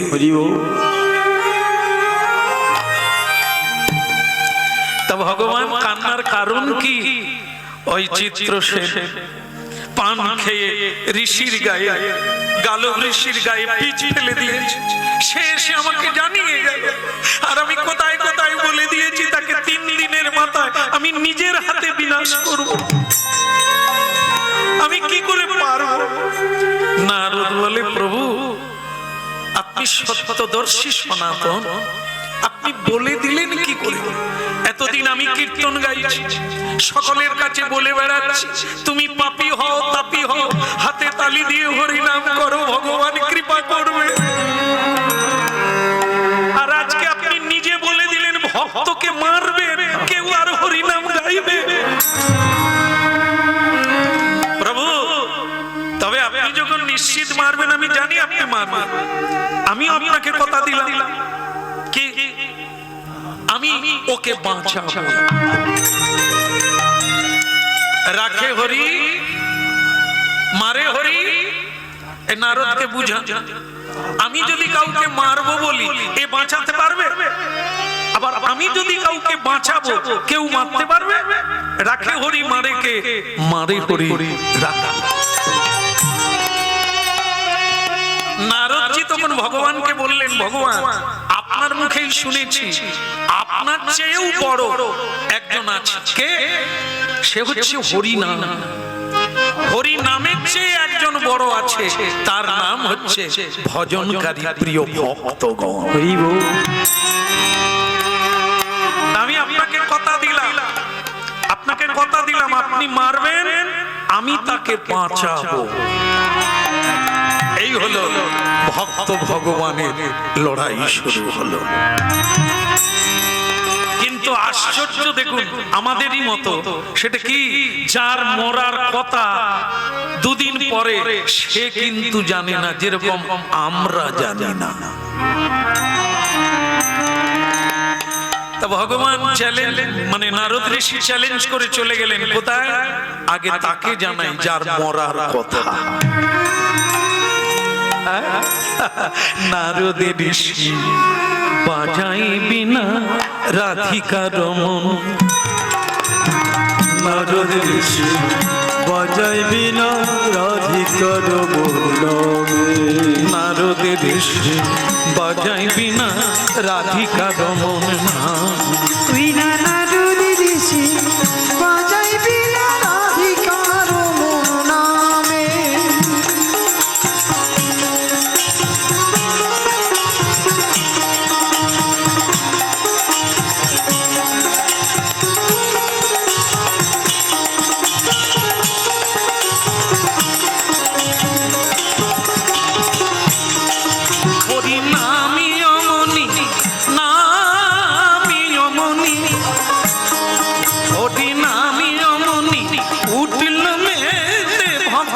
গীত স্বামী নামে অমনি উঠিল রেতে ভকত গীত সামে নারদী ঋষি বাজায় বিনা রাধিকা দমন নারদী ঋষি বাজাই বিনা রাধিকার মন নামে। হরি ভালো আছে সবাই ভালো আছে একবার হরিধ্বনি। গুরুদেব প্রণাম চরণে। যার বাড়িতে গুরুদেব আসে তার আবার অমঙ্গল। হতভাগা পান খাও।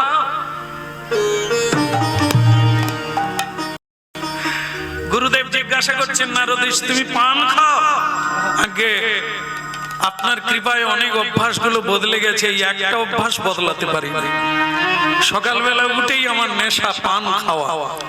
আপত্তি নেই, পান তুমি খেতে পারো, তোমার অধিকার আছে, কিন্তু সাধুর গায়ে পানের পিচ ফেলাবার অধিকার নাই। কি বলছেন গুরুদেব? আর বলছি তুমি যা পাঠিয়েছ তুমি আর দুদিন বাঁচবে, আজ তো কেটে গেল আর মাঝে দুদিন। কেন গুরুদেব?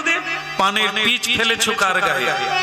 আগে না কারো গায়ে নাই, যমুনা সেটাও অপরাধ। গঙ্গা, যমুনা, সরস্বতী, নর্মদে, সিন্ধু, কাবেরী এসব তীর্থে কোনোদিন মল ত্যাগ করতে নেই, মূত্র ত্যাগ করতে নেই, থুতু ফেলতে নেই, পা দিতে নেই। আগে প্রণাম করতে হয়, আগে পুজো করতে হয়।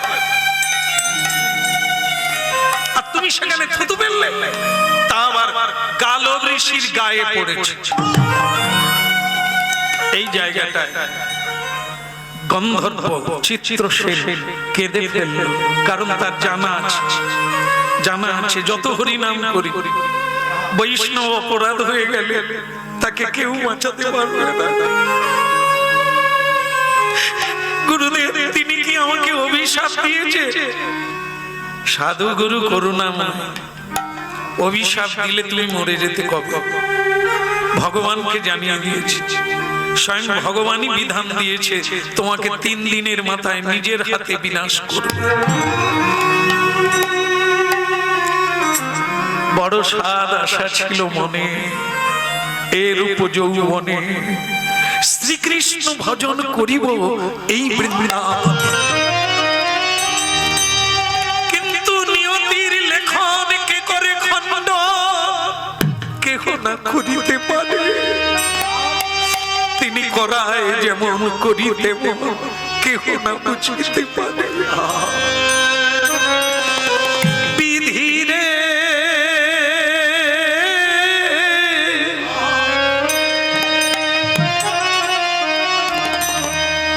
এই কি তোমার লীলা, বিধি এই কি তোমার খেলা।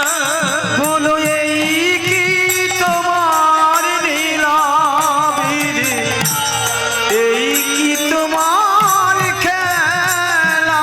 বিধিরে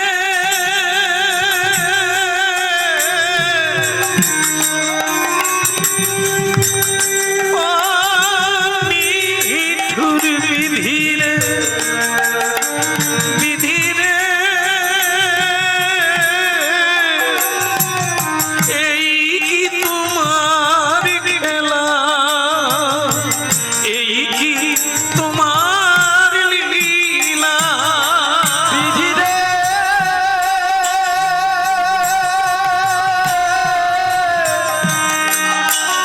ও বিধিরে বিধিরে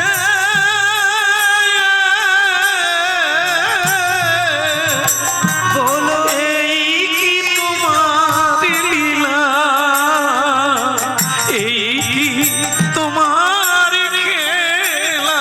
বলো এই কি তোমার লীলা বিধি, এই কি তোমার খেলা। চোখের জল মোচো, কাঁদলে যদি সমাধান হতো, পৃথিবীতে সবাই কাঁদে, সমাধান হয়নি।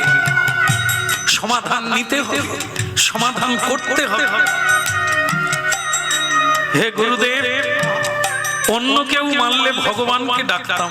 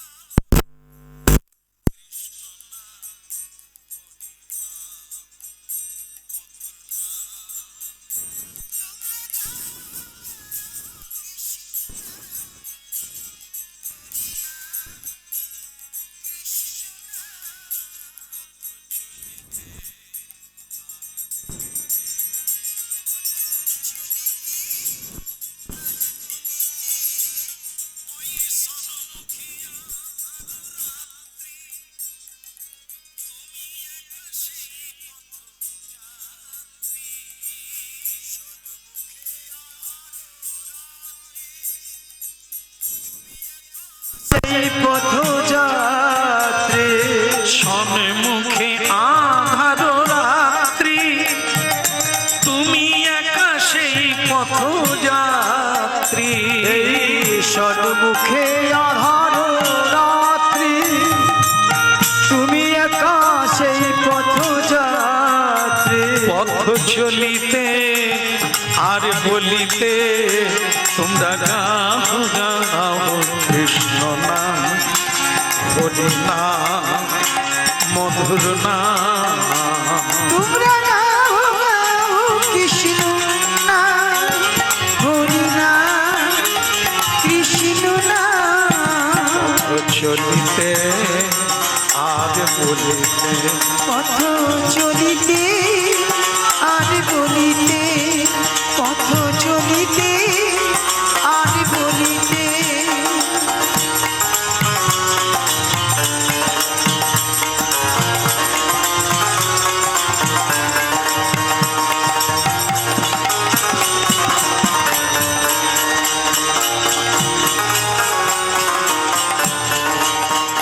পথ চলিতে আর বলিতে, পথ চলিতে আর বলিতে।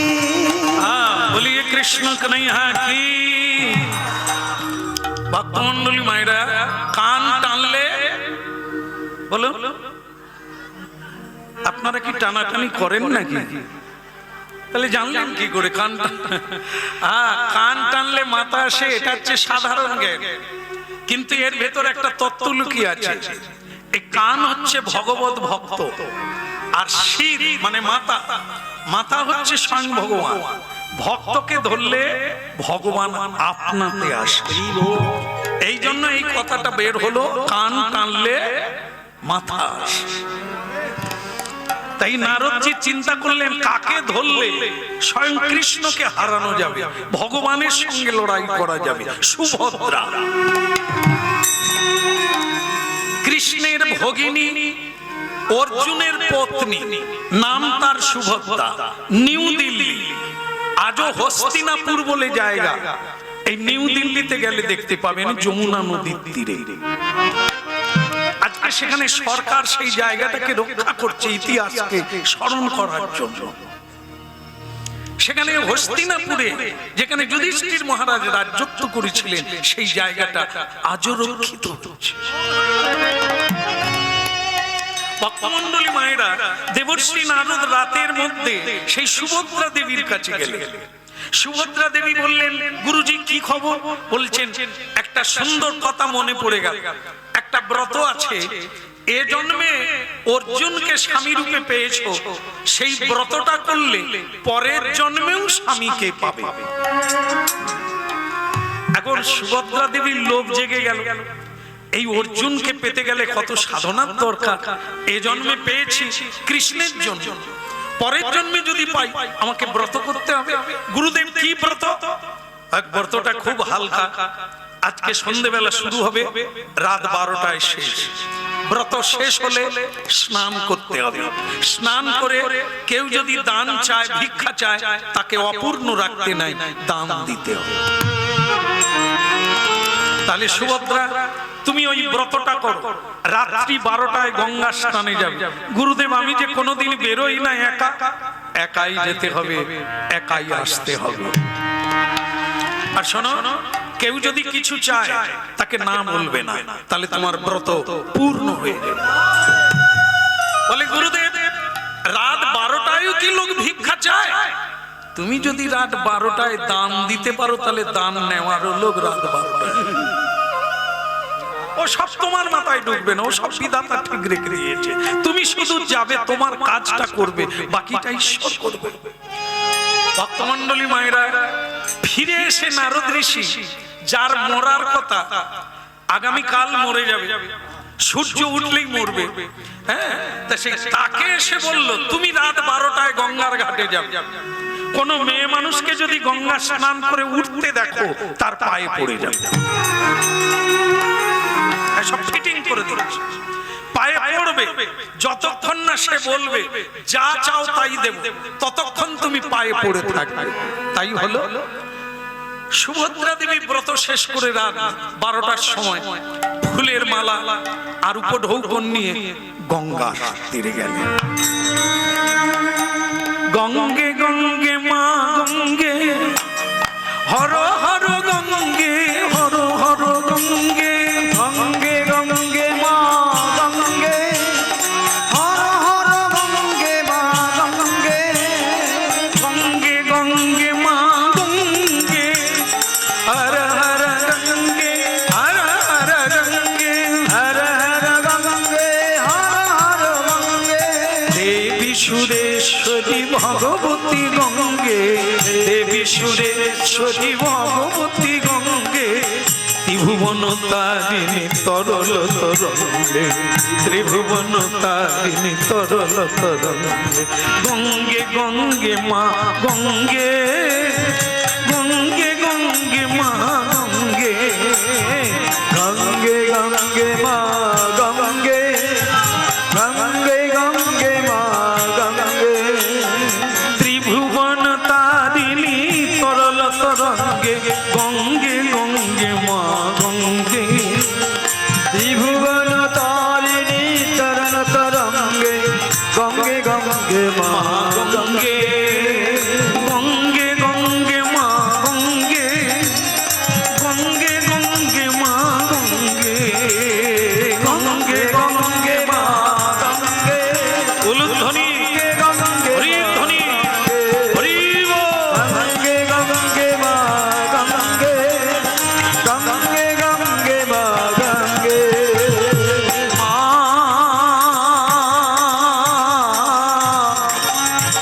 মা গো মা, মা মা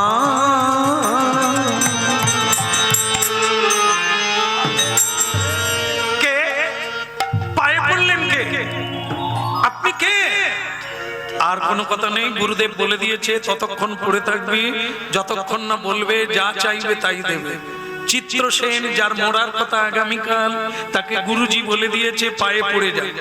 মেয়ে মানুষ সুভদ্রাজির পায়ে পড়ে গেল, সুভদ্রা দেবী কান্নাকাটি জুড়ে দিল, আপনি আমার বাবার মতো, আমি মেয়ের মতো, আপনি পায়ে পড়ে গেলে, বলুন কি চান? ওহো, আপনি যা চাইবেন তাই দিয়ে দেব, শুধু পা ছেড়ে দেন। এতক্ষণ পরে কথা বললেন চিত্রসেন, আমি যা চাইবো তাই দেবে মা, আমার অদেও কিছু নেই, বলুন আপনি কি চান? আগামীকাল মরে যাব, আপনার মতো লোক মরে যাবেন? এত সুন্দর দেখতে, এত অল্প বয়স, আপনি কালকেই মরে যাবেন? তা আবার জেনে ফেলেছে কালকে মরে যাবে? কালকেই মরে যাব সূর্য উঠলে। আপনি আমার পায়ে পড়লেন কেন?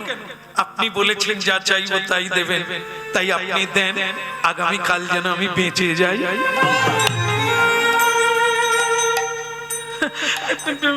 যদি মরারই কথা থাকে আপনি মরবেন, আমি বাঁচাবো কি করে? কিন্তু আপনি যে কথা দিলেন আমি যা চাইবো তাই পাবো, বলে ফেলেছি, কি করবো এখন? আচ্ছা আপনার গুরুকে বলুন তো। বলে কেন বলুন তো? বললেন আপনার গুরু যদি ভালো না হতো, মানে সেরকম গুরু না হতো, তাহলে আপনি এইরকম রাত 12টায় আপনাকে কে পাঠিয়েছে? বলে সে আমার গুরুদেব। তা আপনার গুরুদেবের নামটা কি? আগে শ্রীযুক্ত, মানে শ্রীযুক্ত ধর্মপরায়ণ, শ্রীকৃষ্ণ পরায়ণ, পরম গুণ। আরে রাত শেষ হয়ে যাবে, আপনি শুধু নামটা বলুন না, অত ডিপ্লোমা দিতে হবে না। বলে তিনি বীণাধারী, উচ্চ কণ্ঠ কীর্তনকারী, সুধা কণ্ঠের অধিকারী, পরম ভক্তি। আরে মুশকিল নাম বলুন। আগে তার নাম পরম ভক্ত প্রভু নারদ ঋষি। এই জন্য এরকম রাত 12টা। তার মানে আপনারও গুরু নারদ, আমাকে বলেছে 12টা, আর আপনাকেও বলেছেন 12টা। নারায়ণ নারায়ণ, এই তো গুরুজি এসে গেছে। কি সুভদ্রা, ব্রত পূর্ণ হয়েছে? বলে আপনি যার গুরু তার ব্রত পূর্ণ হবে না? ওকেও 12টা, আমাকেও 12টা। বলে গুরুদেব আপনি জানতেন যে ইনি কাল মরবে? বলে জানি। আর আপনি জেনে শুনে তাকে পাঠিয়ে দিলেন আমার কাছে? বলে কি করবো মা, তুমি যে বললে দান করব কাকে, এই জন্য ওকে পাঠিয়ে দিলাম, দান দাও ওকে। বলে কিন্তু উনি কি চাইলেন? উনি যে বাঁচতে চাইছেন, আমি বাঁচাবো কি করে? কেন, বললেই হবে। যারা কোনোদিন মিথ্যে কথা বলে না, তারা যা পারবে তাই করবে। বাঁচাতে পারলে পারবে, তুমি পারো। কি করে পারবো? আগামীকাল যুদ্ধ করো কৃষ্ণের সঙ্গে। কৃষ্ণের সঙ্গে? ওকে তো কৃষ্ণ মারবে। কৃষ্ণ মানে আমার দাদা, জগৎগুরু ভগবান। আপনি কি করে বললেন নারদ ঋষি? গুরুজি, ভগবান যাকে মারবে তাকে বাঁচাবে পৃথিবীতে কে আছে? আছে আছে ভক্ত পারে, গুরু পারে। গুরুকে কৃষ্ণ ভয় করে। আগে গুরু পূজা হয়, পরে কৃষ্ণের পূজা হয়। গুরুর আদেশ মানলে কৃষ্ণ কিচ্ছু করতে পারবে না। আমি কথা দিলাম, তা তুমি যদি পারো মা, কথা দিয়েছো তুমি দেবে বলে, যদি না দাও পরের জন্মে অর্জুনকে আর পাবে না। দাঁড়ান গুরুদেব, আমি সুভদ্রা কৃষ্ণ ভগিনী, কথা যখন দিয়েছি উনি বাঁচবেন। বাস নিতাই গৌর হরি বল। নারদ বলে তাহলে কি তুমি কৃষ্ণের সঙ্গে যুদ্ধ করবে? আমি কেন করব? আমার স্বামীকে লাগিয়ে দেব। নারদ বলে তোমার স্বামী কি কৃষ্ণের সঙ্গে যুদ্ধ করবে? বলে মেয়েরা কি না পারে, পুরুষকে ঘোড়ার মতো এদিক ওদিক ছুটাতে পারে, কি না করতে পারে। আমি এমন ভাবে কথা বলবো আমার স্বামী কালকেই যুদ্ধ করবে। তাই আমি কথা দিলাম, আপনি যান। তখন নারদ ঋষি তো চিত্রসেনকে নিয়ে চলে গেলেন। এইবার ওই দেবী সুভদ্রা বাড়িতে গেলেন রাত্রিবেলা। রাত্রিবেলা গিয়েই স্বামীকে পটাতে হবে, মানে বোঝাতে হবে আগামীকাল যাতে যুদ্ধ করে। এখন ভক্তমন্ডলী মায়েরা, শেষকালে এই কথাটা বলি আমাদের মায়েদের, আমার মায়েরা যারা দুঃখ প্রকাশ করে যে আমাদের স্বামী আমাদের কথা শোনে না, যা চাই তাই করে না, যা বলি তা মানে না। তা আপনারা আজকে যারা কীর্তন শুনছেন, একটা ঔষধের নাম বলবো, আগামীকাল করবেন, আপনাদের স্বামী দেখবেন কাজ বাদ দিয়ে পিছনে পিছনে ঘুরবে। বলবো না, ছেড়ে দেবো, থাক পরের বছর দেখবো, ও বলেই দেবো। আর যদি স্বামীরা থাকে তারাও শুনে নেবে, তখন ধরা পড়ে যাবে, কাজ আর হবে। তবু বলে যাই, যার ভাগ্যে যা আছে হোক। বলো রাধা দামোদর কি। আমি বলবো না। সুভদ্রা দেবী কিভাবে স্বামীকে ম্যানেজ করছে, এইটা করলেই কাজ হবে। দেখুন কি করছে। কি করছে? আচ্ছা, এইটুকু জেনে নিই আপনাদের কাছে, আপনাদের এখানে কিরকম নিয়ম? রাত্রিবেলা ছেলেরা আগে শুয়ে পড়ে না মেয়েরা আগে শুয়ে? মেয়েরা এখানে মেয়েরাই আগে শুয়ে পড়ে। আমাদের ওখানে সব পুরুষরা আগে শুয়ে। মায়েরা অনেক দেরিতে কাজকর্ম করে রাত্রিবেলা শুতে আসে। আপনাদের এখানে নিয়ম কি, আগে পুরুষ না মায়েরা? মায়েরা ঠেলাঠেলি করছে, তুই বল না। হ্যাঁ, এ বলার লাগে না, সব জায়গায় একই নিয়ম। আগে পুরুষরা শুয়ে পড়ে, পরে মেয়েরা আসে। মেয়েরা এসে প্রথমে কি করে, যেটা আপনারা করেন আর কি, এটা কি পদ সেবা করেন না আপনারা? করেননি? পিছনে বউমারা আছে, আপনি গান নেড়ে দিলেন, করেননি? হায় সর্বনাশ করেছে, এই জন্য তো ঝগড়া চলছে। আরে পদসেবা করতে হয়। পদসেবা কে করছে? লক্ষ্মী দেবী নারায়ণের সেবা করছে। পুরুষ নারায়ণ অংশে, মায়েরা লক্ষ্মী অংশে। পদসেবা করবেন তবে তো প্রেম হবে, বশীভূত হবে। কাল থেকে করবে। তো সুভদ্রা দেবী এই দেখুন করছেন। ঔষধটা কি? এই যে খিচ, চোখের জল দরকার নাই, শুধু শুকনো খিচ 2-3টে দেবে। এমন কোন পাষাণ পুরুষ নাই যে সে বলবে না সোনামণি কি একবারে কালকেই করে দেবেন।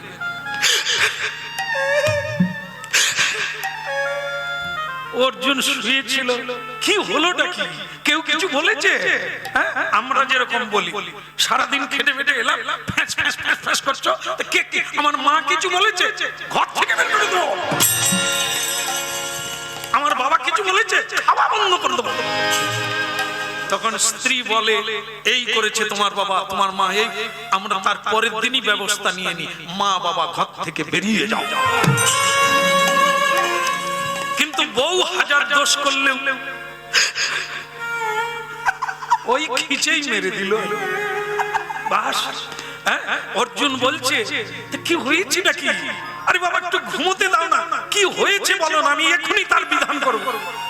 তা সুভদ্রা দেবী তখন বলে, তাহলে তুমি প্রতিজ্ঞা করো, 3 বার বলো, আমি যা বলবো তুমি শুনবে, আমি যা বলবো তুমি শুনবে, আমি যা বলবো তুমি শুনবে। অর্জুন বলে, প্রতিজ্ঞার দরকার কি? জীবনে মিথ্যে বলি না, আজও হবে না। না না তুমি বলো। ঠিক আছে ঠিক আছে, যা বলবে তাই করব, যা বলবে তাই শুনবো, যা বলবে আমি তাই করতে বাধ্য হব। সুভদ্রা তখন আর খিজ নাই, কোথায় নদী শুকিয়ে গেল। অমনি বলছে, ওগো তোমার মতো স্বামী ঠিকই বলেছে, কেন করবে না বলো? দেখো আমি গঙ্গার ঘাটে গিয়েছিলাম, একজন সাধু আগামীকাল মরে যাবে, তার অল্প বয়স, আর সে আমার পায়ে ধরে চাইলো, আমি তাকে বলে দিয়েছি তুমি বাঁচবে। অর্জুন তখন বলে, তুমি কাল থেকে শ্মশানে শ্মশানে ঘুরো। বলে কেন? যারা যারা মরে যাবে বাঁচাবে। মেয়ে মানুষ কোথাকার, যে মরবে সে মরবে, বিধাতার ইচ্ছায় মরবে, তুমি মাথা গলাতে গেলে। বলে আমি কি মাথা গলিয়েছি? মাথা গলে গেছে, পায়ে পড়ে গেছে, চাইছে দিয়ে ফেলেছি, আমি কি করব? বলে তুমি মরো গিয়ে, ওসব আমি পারবো না। তুমি পারবে না? তুমি যে কথা দিলে যা বলবো তাই করবো। ওরে সর্বনাশ রে। ঠিক আছে ঠিক আছে, বলো কি করতে হবে বলো। কালকে যে মরবে তাকে তো একজন মারবে, তুমি শুধু তার সঙ্গে যুদ্ধ করবে, আর কিছু না। ঠিক আছে ঠিক আছে, কথা যখন দিয়ে ফেলেছি, না হলে অস্ত্র চালাতে পারবো না, না হলে অর্জুন অর্জুন থাকবে না, যদি মিথ্যে হয়ে যায়। ঠিক আছে, কথা যখন দিয়েছি দেবো। এখন বলো তো, কে তাকে মারবে তার নাম বলো।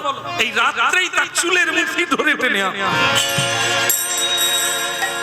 বলো, তার নাম বলো, হেঁচকি মারতে হবে, বলো তার নাম বল। সুভদ্রা মনে মনে চিন্তা করলেন, নামটা একবার শুনো, তারপর কি হলো নাম বলো। আগে তার নাম কৃষ্ণ। ও আচ্ছা,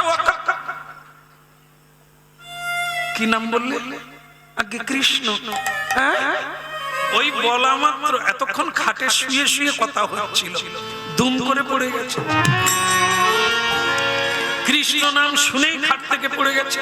পড়ে গিয়ে হামাগুড়ি দিয়ে বলে, সুভদ্রা তুমি প্রতিজ্ঞা করিয়ে নিলে, তারপরে কার নাম বললে? সে যে আমার গুরু, সে যে আমার গোবিন্দ, সে যে আমার সর্বস্ব, সে যে আমার বন্ধু, কি করে তার সঙ্গে যুদ্ধ করব?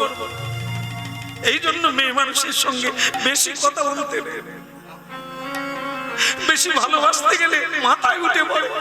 দশরথ কি এমনি মরল? ওই কইকে গিয়ে ভালোবাসতে গিয়েই তো মরে গেল অকালে। এই আমারও দোষটা তাই হল। থাক স্বামী, তুমি শুয়ে পড়ো, আমি চাদর গায়ে দিয়ে দিচ্ছি, তুমি শুয়ে পড়ো। তুমি কি করবে? আমি এই রাতের মধ্যেই যমুনায় ডুবে মরবো। কেন মরবে কেন? বলে আমি যে কথা দিয়েছি সাধুকে, কথা না রাখা আর বেঁচে থাকা তো ঠিক না, মরাই ভালো। আমি মরে যাচ্ছি, তুমি এক কাজ করো, শুয়ে পড়ো, মশারি পাশ দিয়ে শুবে, সময় মতো খাওয়া দাওয়া করবে। আমি থাকলে তো ডেকে খাওয়াতাম, কিন্তু আমি তো মরে যাচ্ছি, মশারি পাশতে নেবে। ডেঙ্গুর সময় চলছে তো। আচ্ছা, যারা মরবে তারা কি মশারি টাঙানোর কথা বলবে? আরে তুমি তোমার মরে যাও না, সে মশারি কে টাঙাবে কি করে সেটা তো তার ব্যাপার। আসলে এরা মরতে চায় না। এই বলছে পা ঘষটাচ্ছে যাতে অর্জুন বলে ফেলে আর মরতে হবে না, চলে এসো। আমাদের ওখানে একটা মাধবী বলে মেয়ে ছিল, সে স্বামীর সঙ্গে ঝগড়া করে গাড়িয়ে কাটা হবে বলে মরতে যাচ্ছে। রাত তখন 11টা বাজে। বাজার থেকে যারা মাছ বিক্রি করে তারা রাতের বেলা বাড়ি ফিরছে, মাধবীর সঙ্গে দেখা। কি রে মাধবী, এত রাত্রে বাজারের দিকে যাচ্ছিস কেন? বলে আর তোমার ঠাকুরপোর সঙ্গে যা চলছে বাঁচা যায় না, তাই গাড়ি কাটা হয়ে মরতে যাচ্ছে। ও আবার ঝগড়া, তা মরবি, কিন্তু তোর হাতে হার কিন কেন? সে মেয়েটা তখন বলে, যদি রাস্তায় সাপ টাপ থাকে এরা মরবে, হার কিনি। আরে মরবি যখন, সাপে কেটে দিলেও তো মরে যাবি, যাও না, একই ব্যাপার তো। কিন্তু না, এরাই লোক দেখানো, মরার ভয় দেখায়। তাই অর্জুনের স্ত্রী সুভদ্রা দেবী তাই বলছে, সময় মতো খাওয়া দাওয়া করো। অর্জুন তখন বলে, যাক হয়ে গেছে, তুমি মশারি টাঙাবে, তোমাকে আর মরতে হবে না। কাল সকালে কথা যখন দিয়েছি, ও কৃষ্ণের বিরুদ্ধেই যুদ্ধ করবে। ভাই বোনে লাগিল লড়াই, দেখো রে দেখো রে সবাই, বিদায় গৌর হরি হরি লাগলো লড়াই, দেখো রে দেখো রে সবাই। ভাই বোনে লাগিল লড়াই, দেখো রে দেখো রে সবাই।